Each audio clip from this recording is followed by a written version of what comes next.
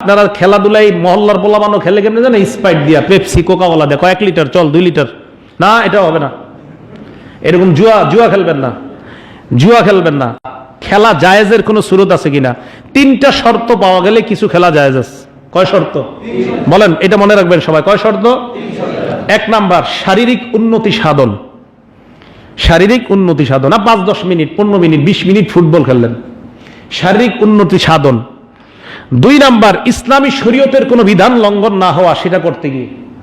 1 number শারীরিক উন্নতি সাধন। 2, ওটা করতে গিয়ে ইসলামের কোন বিধান লঙ্ঘন হতে পারবে না। এখন আপনি ফুটবল খেলতে নামছেন, প্যান্ট পরে, হাঁটুর উপরে প্যান্ট পরলেন, টাকুর নিচে প্যান্ট পরলেন, তাহলে হবে? এটা হবে?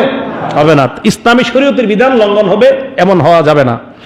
3 নাম্বার, অর্থ অপচয় হওয়া যাবে না ওইটার মধ্যে। এখন বলেন, যেই খেলা আমরা খেলি আর দেখি আর যেগুলা দেখতে, এগুলোর মধ্যে তো সামান্য কোনো টাকা পয়সা খরচই হয় না। কি বলেন আপনারা? হারাম। প্যান্টের উপরে, হাঁটুর উপরে। এরপরে আপনার ক্রিকেটে তো হইলো আপনার টাটুর নিচে, আর ফুটবলে হইলো হাঁটুর উপরে।